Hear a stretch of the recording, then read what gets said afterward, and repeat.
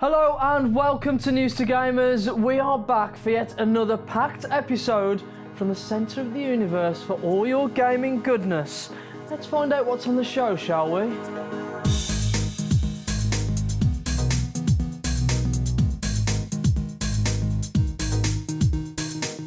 Yes, we have another awesome show lined up for you. I'm your host Simon Hill, and what an amazing week we've had at N2G headquarters. Some of which we'll be sharing with you right here on this show. We will also be bringing you a first for News2Gamers, as I'll be reviewing the latest title from Warner Bros. And TT Games. We'll also see the return of Respawn. Our director takes a look back at one of gaming's most lovable characters. Anyone fancy a trip to the Wumpa Islands? There's your clue. Plus, myself and Leanne will be giving away a special prize at the end of the show. But before all of that, here's the lowdown. The long-running Will They Won't They saga of Beyond Good and Evil 2 saw another entry for the records as game creator Michael Ansel insists the sequel is still being worked on. During Double Fine's latest Devs Play episode, Greg Rice asks after the sequel, "That's the problem, we have no choice," said Ansel, "it has to be great. When we started the original there was not that much pressure. The crazy thing is Beyond Good and Evil was really not that successful and nobody talked about the game. And now, year after year, there are more people talking about it." Beyond Good and Evil 2 was announced back in 2008, but has curiously since been absent from the public eye. Right, more news from Electronic Arts and Respawn Entertainment now, as that'll be dropping their next giant robot shooter from orbit sometime in or around March 2017. The publisher revealed in its third quarter 2016's earning call that it will release a new Titanfall experience in its 2017 fiscal year. Outside the boardroom, that means sometime between April 1st, 2016 and March 31st of 2017. We still know nothing about the sequel, and the original Titanfall came out March 2014, so I'll be putting my money down on the latter part of the fiscal year. What we do know is that Titanfall 2 will hit PC, PS4 and Xbox One, and then it probably won't have community divided paid map packs, which is something for Sony fans to be pretty excited about. The earnings call also confirmed that Mass Effect Andromeda and a new Battlefield are both planned for release in EA's 2017 fiscal year, but we already knew they were both coming in time for holiday 2016. Okay, so GameStop is diving into the publishing business with Song of the Deep, a Metroidvania-style action-adventure project from Insomniac Games, best known for its Ratchet & Clank series. The game stars Merrin, a 12-year-old girl searching for her father beneath the sea in an underwater labyrinth, which is inspired by Irish and Gaelic mythology. Insomniac's Ted Price and GameStop's Mark Stanley introduced their partnership at the same event. Price describes GameStop as a non-traditional publisher, noting that Insomniac still has complete creative freedom over the game. On Insomniac's website, it states you can explore a fantastic non-linear interactive underwater world, from ruins to boneyards to gardens. Sounds awesome. Every corner of the ocean offers a new surprise. Stanley revealed that his company is already working on a full line of Song of the Deep merchandise. Starting with a young adult novel that will be released alongside the game, you'll be able to download Song of the Deep for Xbox One, PlayStation 4 or PC starting this summer. Until then, let's show you the awesome new trailer. Take a look. I always loved my father's tales about the sea. The forests of lantern jellies shining like stars in the night sky. The great, ravenous beasts that lurk in the depths. The forbidden ancient cities of the Meadows.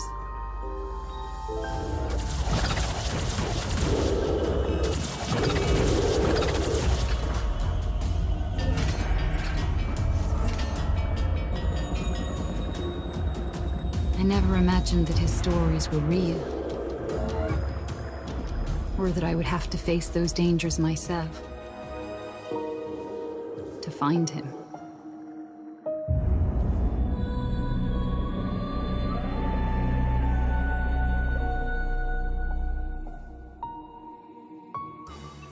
Right, sad news for EA fans now, as they won't have a booth on the show floor at this year's E3. The publisher is still going to have a presence at Los Angeles in June. EA Play, a fan-orientated event open to the public, will be held from June the 12th to the 14th at Club Nokia, just down the street from the Los Angeles Convention Center. This will be the first year EA has skipped E3 for more than a decade. EA will still hold a press conference, but instead of sharing the pre-E3 Monday with Microsoft, Sony and Ubisoft, as it has in previous years, the company's presentation will take place on Sunday, June 12th, much like Bethesda held its conference on the Sunday before E3 last year. EA will also host a special one-night event on Sunday, June the 12th, at the Mermaid Conference and Event Centre in London. Is this a good move from EA? What announcements would you like to have seen this year from them? Maybe Battlefield 5, the heavily rumoured return of Medal of Honor, or even Skate 4? Yes, we all know you've been asking for it on EA's Instagram. Let us know. Right, I sure hope you like images of people looking forlornly at faraway buildings, because Dark Souls 3 is bringing the heat in that respect. This new batch of images from Software's final Dark Souls game reveals some new enemies, new locations, and as it turns out, one very old location. Confirmed by the press release, one of the images shows a location called Firelink Shrine, known to series veterans as the first Dark Souls area just after the tutorial. It's long been speculated that Dark Souls 3 would return to the first game's world in some way, and this appears to confirm that. Although this new Firelink does differ significantly in looks from the original, it's that Miyazaki mystery magic at work. I would say we only have to wait for its release on the 12th of April to find out what the deal is, but it always takes months for people to make sense of what is actually going on in these games. The upcoming Paul Feig directed Ghostbusters movie is reportedly going to be accompanied by a new Ghostbusters video game. How exciting! It's coming to PlayStation 4 and Xbox One. According to retail merchandiser, the Ghostbusters game is fully fledged and will release alongside the movie. This is the first we've heard of a new Ghostbusters game in development. Ghostbusters the video game came out in 2009 and features the voices of the original cast members Bill Murray, Dan Aykroyd, Harold Ramis and Ernie Hudson. Aykroyd said at the time this was essentially the third movie. Although Activision has not officially announced anything as of yet, we at News2Gamers are seriously hoping this has the same outcome as the Teenage Mutant Ninja Turtles rumour. We're looking forward to that too. Right, last week on the show, Leanne was speaking to you guys and asked what your favourite gaming character of all time was. And your tweets and comments have poured in all week. I was trying to think out of every game that I've played, who ranked as my favourite gaming character of all time. My first thought was Tommy Vercetti from GTA Vice City, of course, but then I thought of one of the most incredibly captivating characters who made every hair on my neck stand on end. He was sadistic, cruel, clever, psychopathic, insane and unpredictable. Originally I wasn't a fan of the series, but after playing through Far Cry 3 and experiencing the brutality of its antagonist Vars, I was hooked and I still believe he should have had a much bigger part than what he did. Leanne, go on, tell us, you've got to have loads of favourite gaming characters, but if you had to pick one, who would it be and why? I had to think about this. I mean, originally I was going to go with the amazing Kasumi from Dead or Alive, but then I thought about Lightning from Final Fantasy 13. You know, she was such a mysterious character, acts very cold, very distant, she always looks out for number one, doesn't really care who's left behind as long as she gets what she wants, which in this case was to save her sister Sarah. During the game though, she kind of gets in touch with her emotional side and she's just awesome and very beautiful. I just love her. Right, plenty of tweets and comments from you guys telling me all about your favourite gaming characters. Maria Teresa Rodriguez says her favourite character of all time is Abe from Abe's Odyssey. Very good shout there, Maria. Neil Murdoch has also got in touch and tells us, I've got to go for Sonic. Just simply can't beat it. Rich Sander also got in touch on Facebook and says, Ezio Auditore di Firenze. Sorry, I couldn't resist that. But yeah, one of the most well-written characters in a long time.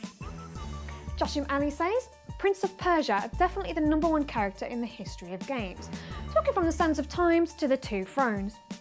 And finally, Jason Farrington says, bear with me on this one, Aggro the horse in Shadow of the Colossus. Horse? Anyone who played that game knows the connection and the worry you feel for that horse. Right, let's mix it up a bit next week. Now we know we are still months away, but if you could see any franchise return at E3, what would it be? Maybe you'd like to see the return of Spyro the Dragon. Or for those of you that remember Croc on the PS1, I mean personally, I'd love to see a remake of that game, it was just awesome. Or maybe the classic dinosaur shooter Turok needs some love on our new generation of consoles. Let me know which franchises you would like to see return at this year's E3. Simply tweet us at News2Gamers, like us on Facebook, and get to our YouTube channel. And follow all of our weekly updates and episodes of N2G TV by hitting the subscribe button. After the break, our director will be taking a look back at one of PlayStation's most iconic games, and one that's lived with me since I was a child. Plus, I'll be giving away a very special prize towards the end of the show. We'll be right back after this.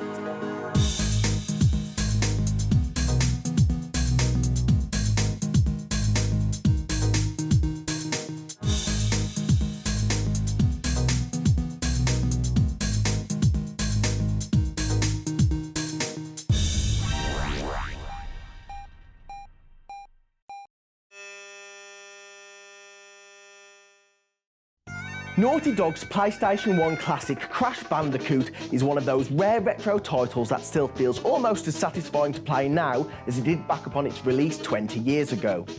I think it's safe to say that's quite a cruel reminder for many of you out there of how quickly those years have slipped away. The game is set in the fictional Wumpa Islands, inspired by the Australian outback, and sees you fighting against the megalomaniacal desires of antagonist Dr. Neo Cortex.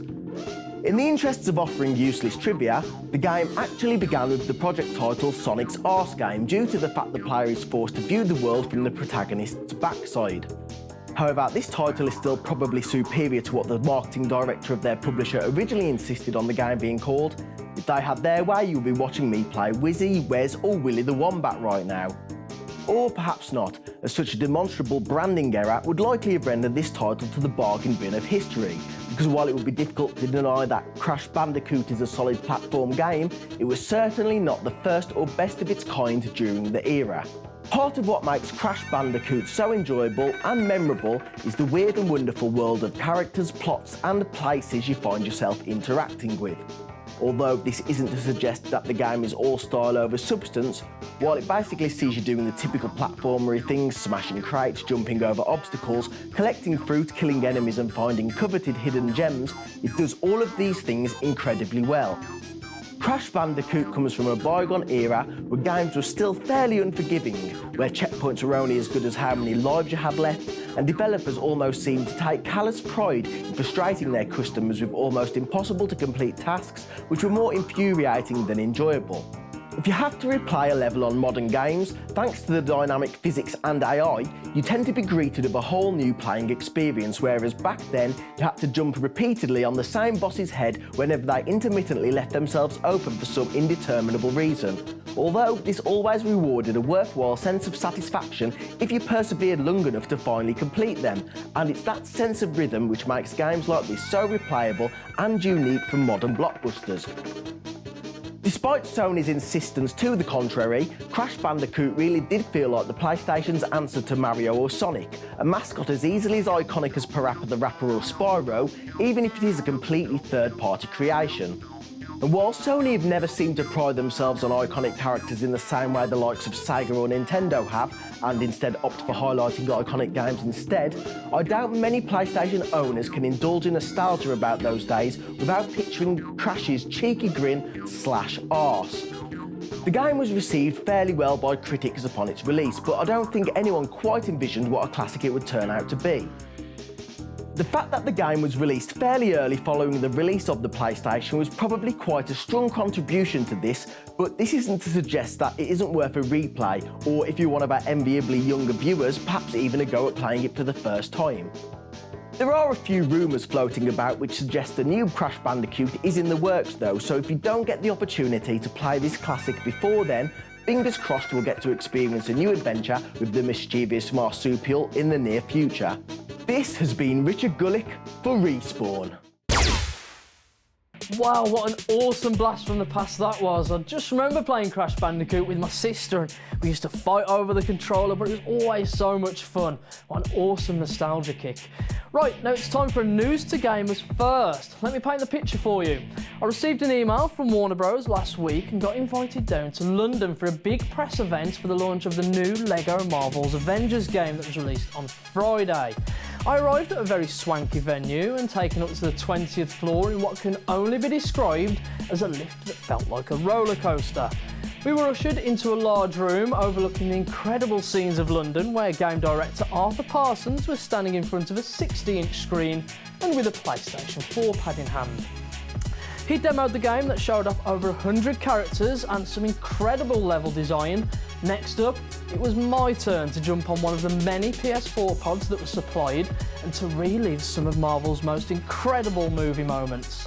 After drinking some fancy non-alcoholic cocktails and indulging in some of the most beautifully laid out cakes supplied by some very attractive waitresses, it was time to have a chat with the very inviting and excitable director of the game to find out the process and how it's been making the latest addition to the LEGO title family from TT Games. After a lengthy discussion and finding out that members of Warner Bros team had actually watched our show, I was over the moon and supplied with a Warner Bros goodie bag and a review copy of the game. After spending hours playing through various exciting sequences, trundling my way through plenty of memorable moments from the films, it was time to write the review. And here's what I thought, check it out. At heart, this is a video game adaptation of the Marvel Cinematic Universe. The game offers a huge and extensive campaign that relives all of the Avengers and the Avengers Age of Ultron's most explosive moments. In every recreated stage comes excitement, explosions, great humour, and the occasional frustration. The Hulk smashes up everything in his path, Iron Man's firepower is pushed to the limits, Captain America's shield is used to solve puzzles, Thor scatters lightning all over the place, and Hawkeye pretends to be powerful. TT Games knows exactly how to catch that excitement we had the first time we saw a funny-looking robot flying through New York City, shooting lasers from his hands. They have also stayed true to the franchise and not only kept a grasp on the laugh-out-loud humour, but they have taken it up a notch, inserting banana and toilet plunger jokes wherever possible. It's an enjoyable ride and a great way to re-experience these films with an added Hulk selfie. Trust me, it's a thing. LEGO Marvel's Avengers is full of fan-pleasing tidbits like this, from the obligatory Stan Lee cameo, alongside able to fly around in the Thanos chopper. Until game director Arthur Parsons told me this actually existed, I had no idea. Followed by unlockable bonus features inspired by comics, etc. There's also a phenomenally huge roster of playable characters that range from between 200 to 250 after the DLC. Unlike LEGO Marvel superheroes, you won't find any characters directly associated with Spider-Man, Fantastic Four, X-Men or Guardians of the Galaxy movie, which was a little disappointing. For every unlockable outfit for Iron Man, you run into character oddities like Tigra, Ravage and Fing Fang Foom. I often had to do some research and head over to Marvel's database to learn who these characters were.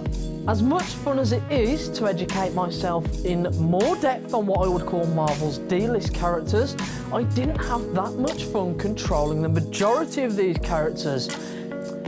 Few of them feel as fully fleshed out as the recognisable A-listers on the roster, and many have practically identical moves. Where LEGO Marvel's Avengers works best is in TT Games' trademark gameplay.